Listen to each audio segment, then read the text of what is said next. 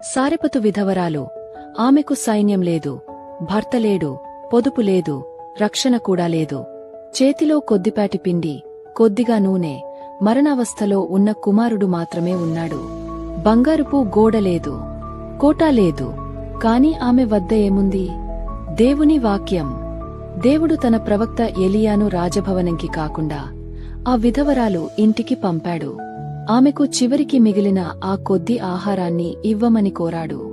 బయట నుండి చూస్తుంటే దేవుడు ఆమెను విడిచిపెట్టినట్లు అనిపిస్తుంది. కాని ఆ ఖాళీ వంటగదిలో దేవుడు ఆమెకు కోటగా నిలిచాడు. ఇతరులు క్షామంలో మరణించినప్పుడు ఆమెను కాపాడాడు. అధికంగా కాకపోయినా ఆమెకు ప్రతిరోజూ తగినంతగా పోషణను కలిగించాడు. ఆమె కుమారుని ప్రాణాన్ని తిరిగి ఇచ్చాడు. రాజులకు కోటలుంటే ఆమెకు యెహోవా వాక్యముంది, అది ఎప్పటికీ విఫలమవ్వదు.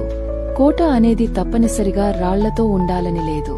కొన్నిసార్లు అది నీ లేమిలో దేవుని స్వరం అయి ఉంటుంది. అది నీ దుఃఖంలో దేవుని సన్నిధి అయి ఉంటుంది. ప్రపంచం కూలిపోతున్నా నీకు ప్రతిరోజూ సరిపడే పోషణ దేవుని దీవెనలోనే ఉంటుంది. ఆమె క్షామంలో జీవించింది, కాని క్షామం మాత్రం ఆమెలో జీవించలేదు. ఎందుకంటే దేవుడే ఆమెకు కోటగా నిలిచాడు. నేడు అదే యేసు నీకు కోటగా ఉన్నాడు.